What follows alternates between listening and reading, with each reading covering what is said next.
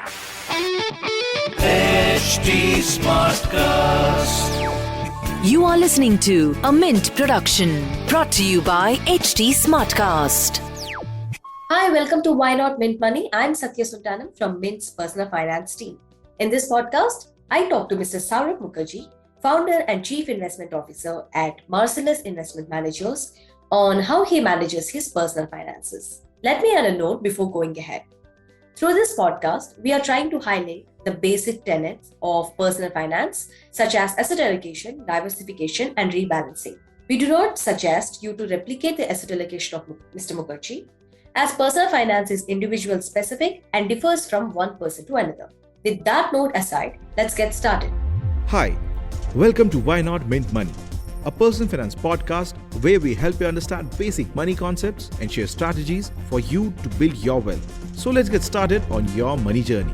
Saurabh Mukherjea is popularly known for his coffee can investment strategy, which includes investing in high-quality, low-risk companies and holding them for a long time period. He invests about 90% of his own personal portfolio in equities, which is being managed by Marcellus PMS, which was founded by him. He doesn't believe in investing in debt or gold. He owns a home, but doesn't consider that as an exposure to real estate. Let's understand why. Hello, Saurabh. Welcome to Why Not Mint Money. Thank you so much for joining us today. My pleasure. Thank you for inviting me, Satya. I'm sure a lot of listeners are as curious as I am today to understand your way of managing personal finances, Saurabh. Talking about your asset mix first, it appears like it's a very high-risk portfolio with about 90% of your allocation to equity, including international stocks. Before understanding your investment strategy for the equity, why such a low exposure to debt? It doesn't make any sense to have exposure to debt. In our country, corporate debt gives you returns after tax which are lower than the rate of inflation. So I might as well stand at the window and throw my money out of the window, right? Because if you're investing in an asset class which will give you returns in India lower than the rate of inflation, that means you're not making money. Your money is getting destroyed. Your wealth is getting destroyed. So as I said in that interview, I've never understood why people put money in debt. I can understand, for example, why an insurance company or a bank could invest some of it in debt. But why people like you and me would invest in debt simply beats me. Why would I want to take on credit risk? Right, which is what you're doing. When you buy bonds issued by a company, you're taking on credit risk. Now, if they gave me a very high rate of return, I could understand. Right. As I said, on most corporate debt in India, after you knock off taxes, you're barely keeping up with inflation. So it just makes no sense to me. Hence, I've never invested in debt. Okay. Then what about meeting your near-term financial goals? Where do you invest that money?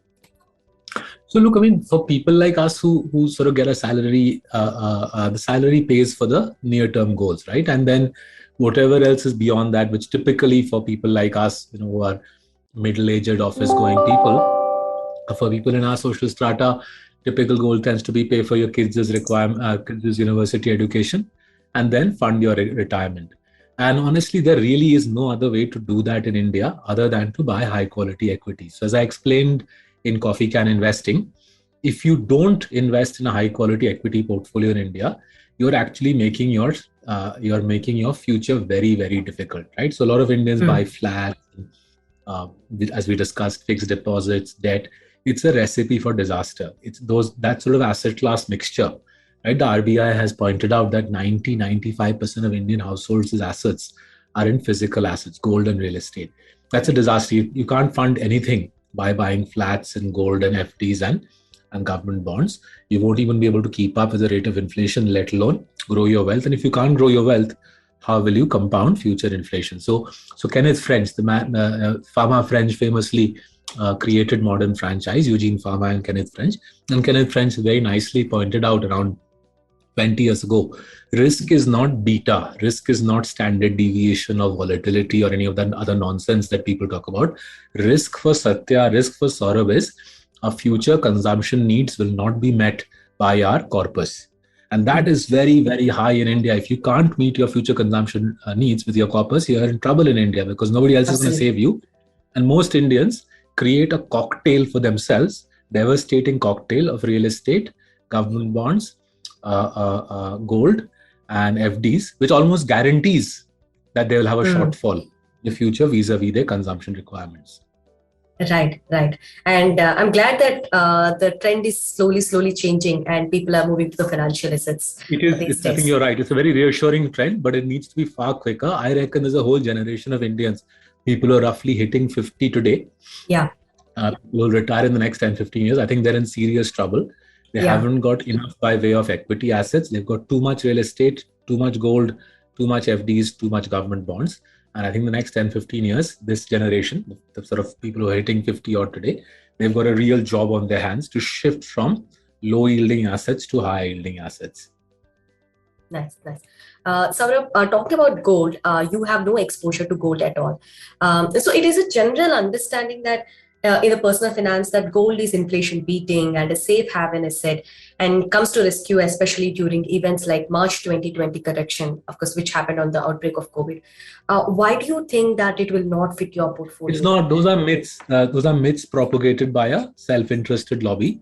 Okay. So if you look at the data is quite easy to get. And in the opening chapter of Diamonds in the Dust, my colleagues and I've given the data. These books are easy to buy, by the way. These books are both easy to buy on say platforms like Amazon, or you can buy them pirated as well at a lower cost if you so desire. But coming to the core point, as we showed in Diamonds in the Dust, gold's long-term returns are around 8%, which is barely above a 10-year Government of India bond yield, and its volatility is the same as the Indian stock market.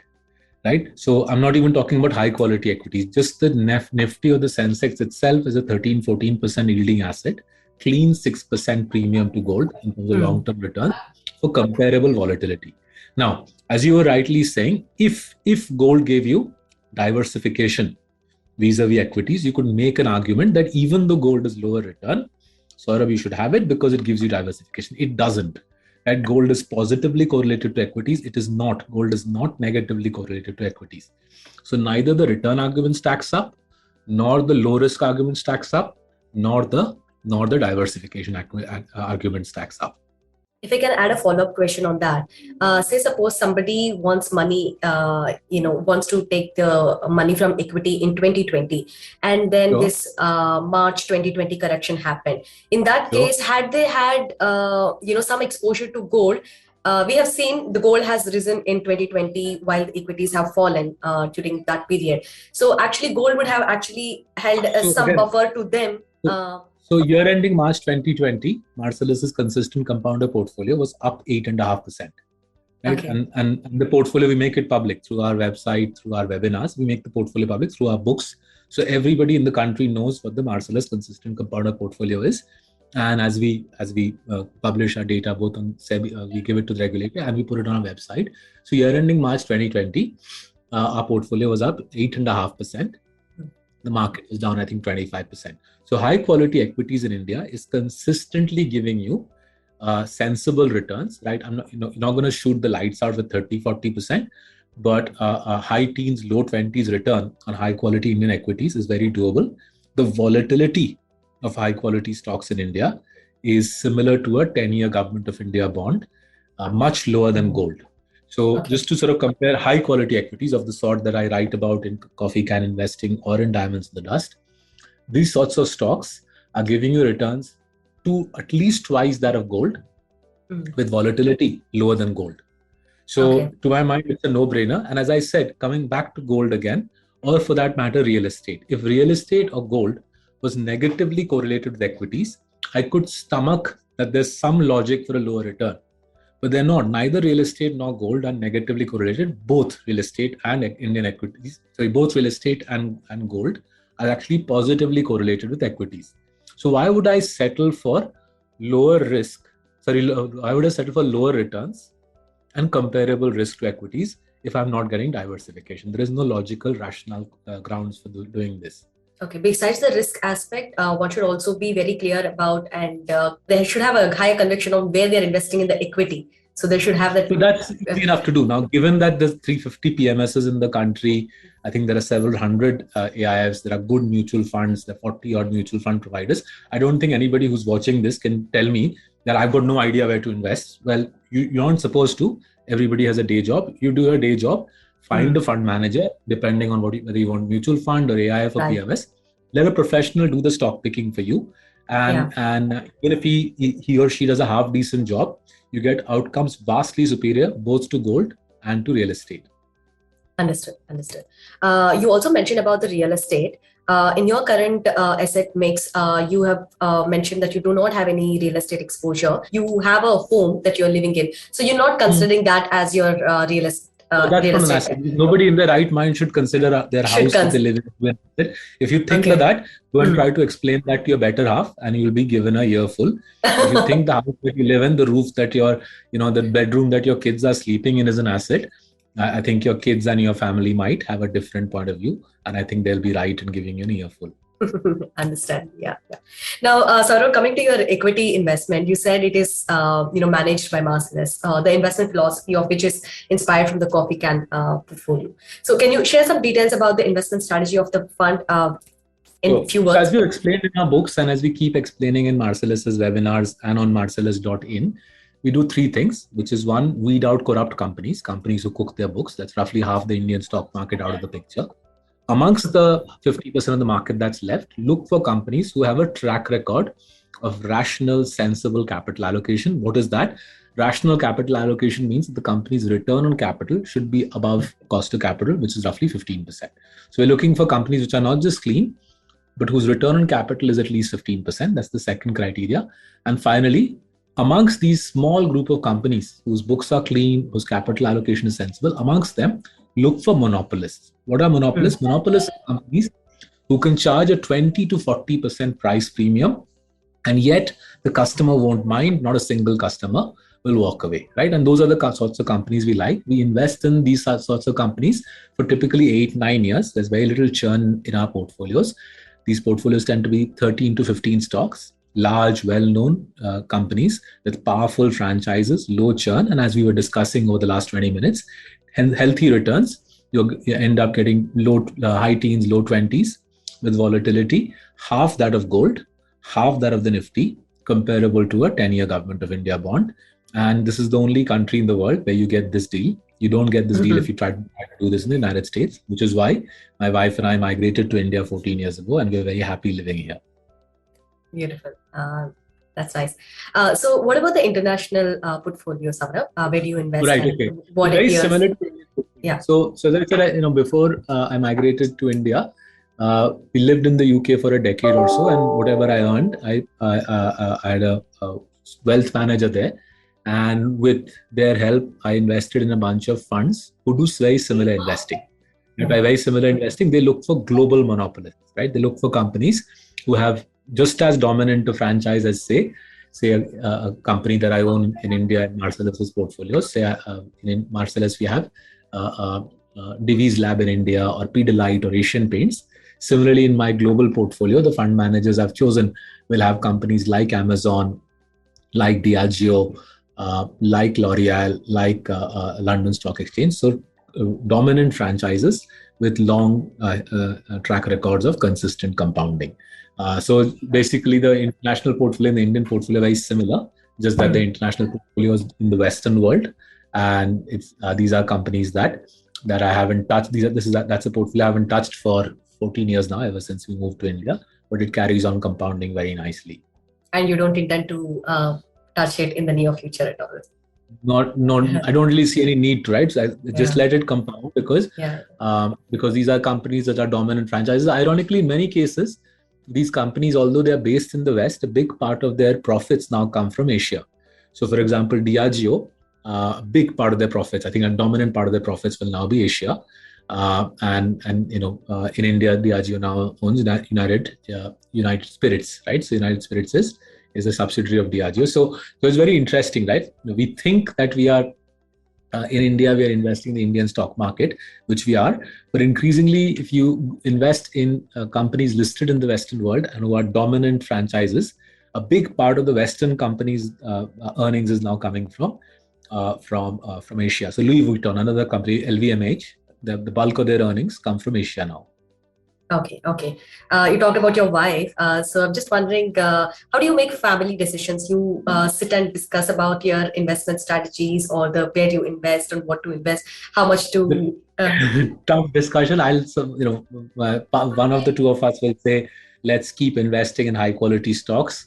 The other person will say, how about buying something nice for the family, such as a car or a washing machine, and then the response will be, well, if we invested that money in Marcellus's consistent compounders fund, we could get 10x in 10 years, and therefore there's an opportunity cost involved. So you can imagine it's a difficult discussion. We thankfully have it only once a year. Okay. I think that's as much strain as we can take. Okay, sure. That's nice. So if you have to give a suggestion to investors on how to go about their asset allocation, what would that be? I understand you've already answered this in the previous questions already on that they should have higher exposure to Look, the I think equity. we've explained this so my colleagues Rakshit, Pranav Unyal and I, we've explained this in the book Coffee Can Investing, the low risk route to stupendous wealth. We've given several case studies, even in Diamonds in the Dust, the book that we published last year. We gave more case studies.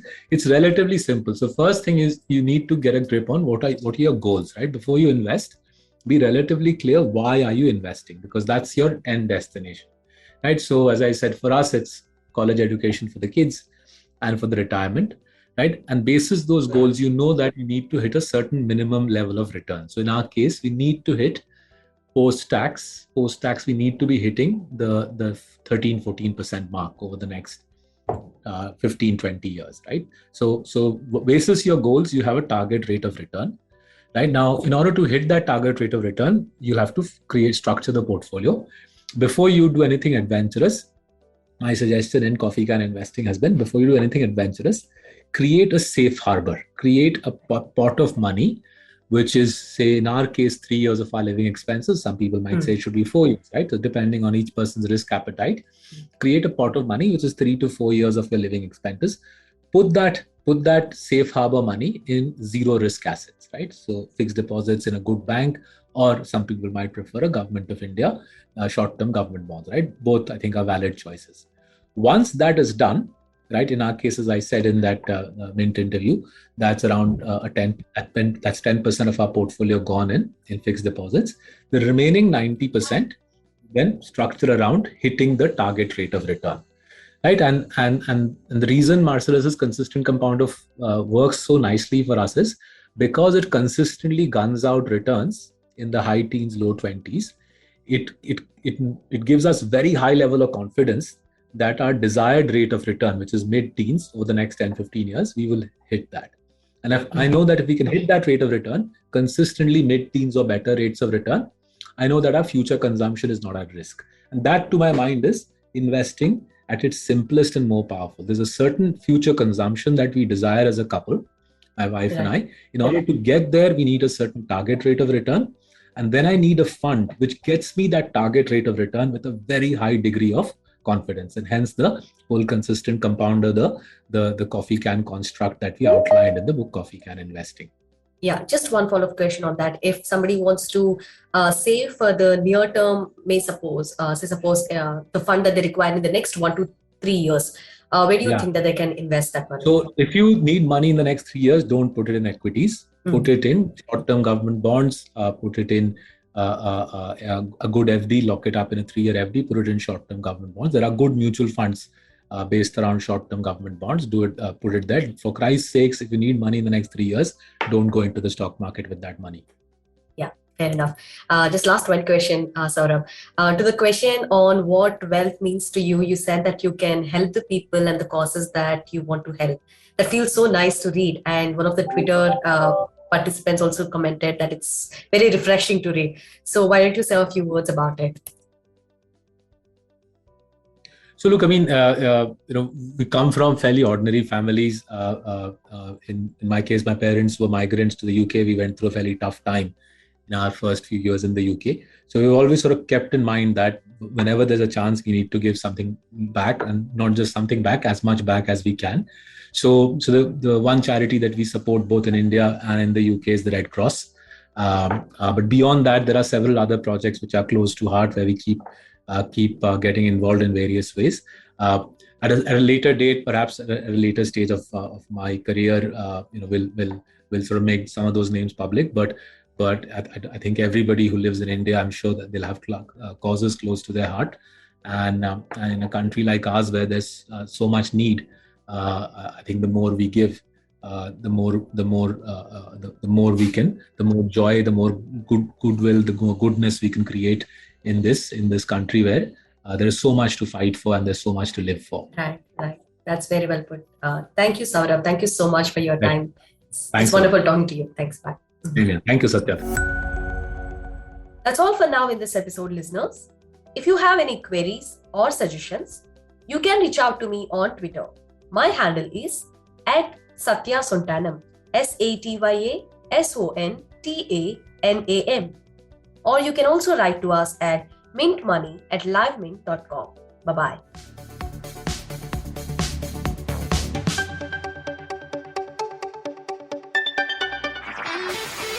This was a Mint production brought to you by HT Smartcast. HT Smartcast.